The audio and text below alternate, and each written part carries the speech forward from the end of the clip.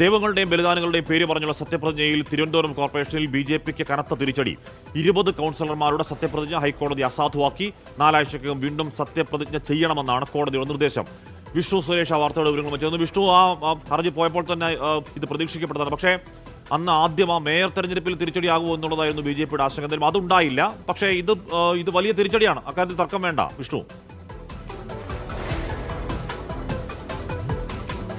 അശ്മി, കനത്ത തിരിച്ചടിയാണ്. കാരണം ഈ വിവാദം ഉണ്ടായതിന് പിന്നാലെ ബി.ജെ.പി പ്രവർത്തകരോട് അല്ലെങ്കിൽ ബി.ജെ.പി കൗൺസിലർമാരോട് നേതാക്കളോടൊക്കെ പലതവണ ആവർത്തിച്ചതാണ് ഇത്തരത്തിൽ സത്യപ്രതിജ്ഞ ചെയ്യുന്നത് ഭരണഘടനാ വിരുദ്ധമല്ല എന്ന് പറഞ്ഞപ്പോൾ അത് ഭരണഘടനാ വിരുദ്ധമല്ല എന്ന് അവർ വളരെ ആത്മവിശ്വാസത്തോടെ പറഞ്ഞത് നമ്മൾ കണ്ടതാണ്. പക്ഷേ അത് കോടതിക്ക് മുമ്പാകെ എത്തുന്ന ഘട്ടത്തിൽ അത് ഭരണഘടനാ വിരുദ്ധവും അത് ജനാധിപത്യ വിരുദ്ധവും ഒക്കെ ആകുകയാണ്. ആ ഒരു പശ്ചാത്തലത്തിലാണ് ഇപ്പോൾ ഈ 20 പേരുടെയും സത്യപ്രതിജ്ഞ അസാധുവാക്കിയിട്ടുള്ളത്. തിരുവനന്തപുരത്തെ CPIM കൗൺസിലർ ദീപക് നൽകിയ ഹർജിയിലാണ് ഇപ്പോൾ സുപ്രധാന നിരീക്ഷണം കോടതിയുടെ ഭാഗത്ത് വന്നിട്ടുള്ളത്. സാധാരണഗതിയിൽ ഭരണഘടന 143 വ്യവസ്ഥയുടെ ലംഘനമെന്നാണ് ഈ ഹർജിയിൽ പറഞ്ഞിട്ടുള്ള പ്രധാനപ്പെട്ട വാദം.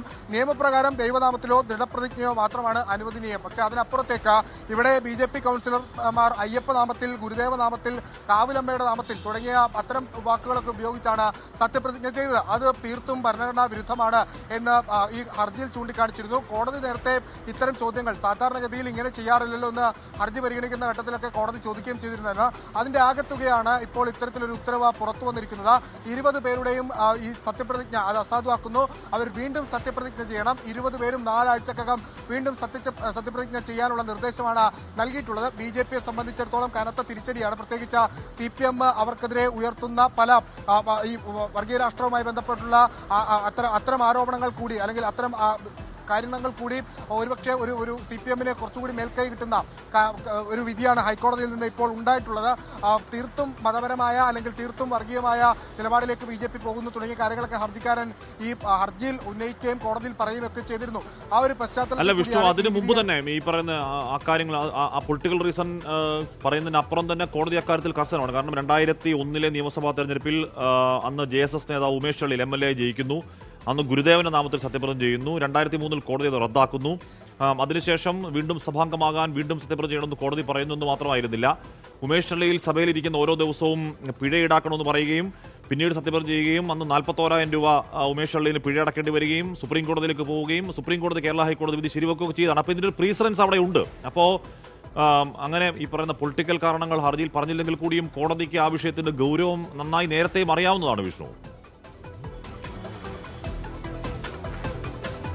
ഉറപ്പായും ഹാഷ്മി, ഈ ഹർജി പരിഗണിക്കുന്ന ഘട്ടം മുതൽ തന്നെ കോടതി വളരെ കൃത്യമായി പല ഘട്ടങ്ങളിലും ചോദിച്ചിരുന്നു. സാധാരണഗതിയിൽ ഇത്തരത്തിലൊരു സത്യപ്രതിജ്ഞ പതിവില്ലല്ലോ. സാധാരണ 143 വകുപ്പ് പ്രകാരം ആ വ്യവസ്ഥക്കെതിരാണിതല്ലോ എന്ന് പലതവണ കോടതി ചോദിച്ചതാണ്. ഒപ്പം കോടതി വളരെ കൃത്യമായി പറയുകയും ചെയ്തു. വിഷയത്തിൽ വിശദവാദം കേൾക്കുമെന്ന് വ്യക്തമാക്കിയിരുന്നു കോടതി. സർക്കാരിനും സംസ്ഥാന തെരഞ്ഞെടുപ്പ് കമ്മീഷനും ഉൾപ്പെടെ നോട്ടീസ് നൽകുകയും അവർ മറുപടി അറിയിക്കുകയും ചെയ്തിരുന്നു. സത്യപ്രതിജ്ഞ അസാധുവായി പ്രഖ്യാപിക്കണമെന്ന് ആവശ്യപ്പെട്ടാണ് കോർപ്പറേഷനിലെ പാർലമെന്ററി നേതാവ് CPM-ന്റെ പാർലമെന്ററി നേതാവ് കൂടിയായ ST ദീപക് ഹർജി നൽകിയത്. നിശ്ചിത സമയത്തിനുള്ളിൽ നിയമപരമായി പ്രതിജ്ഞ ചെയ്യാൻ എതിർകക്ഷികളായ അംഗങ്ങളോട് നിർദ്ദേശിക്കണമെന്ന് പറഞ്ഞിരുന്നു. ഇനിയിപ്പോൾ അന്തിമ കോടതി വിധിക്ക് ആ കോടതി വിധിക്ക് വിധേയമായിരിക്കും ഇവരുടെ സത്യപ്രതിജ്ഞ എന്നും ഹർജി പരിഗണിച്ച ഘട്ടം മുതൽ തന്നെ കോടതി പറഞ്ഞിരുന്നു. ആ ഒരു പശ്ചാത്തലത്തിലാണ് അവരുടെ അന്നത്തെ സത്യപ്രതിജ്ഞ ഇപ്പോൾ അസാധുവാകുകയും അവരോട് വീണ്ടും സത്യപ്രതിജ്ഞ ചെയ്യാൻ ആവശ്യപ്പെടുകയും ചെയ്തത്.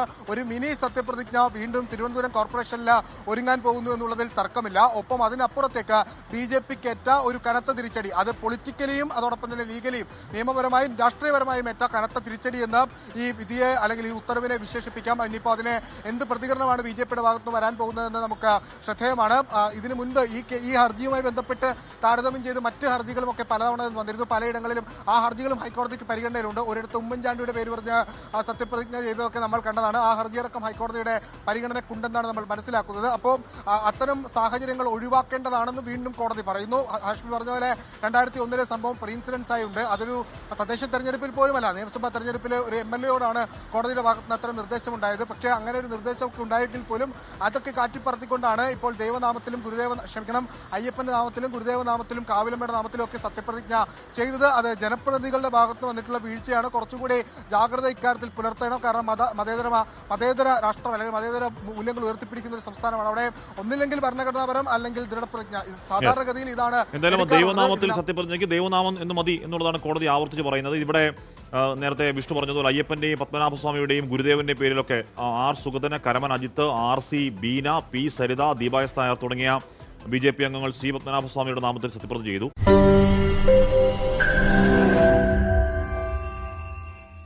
ലോകത്തെവിടെയായാലും ഏത് സമയത്തും 24 വാർത്തകളും ഓഗ്മെന്റഡ് റിയാലിറ്റി പാക്കേജുകളും എക്സ്പ്ലെയിനറുകളും വിശദമായി കാണാൻ ഞങ്ങളുടെ യൂട്യൂബ് ചാനൽ നിങ്ങൾക്ക് സബ്സ്ക്രൈബ് ചെയ്യാം.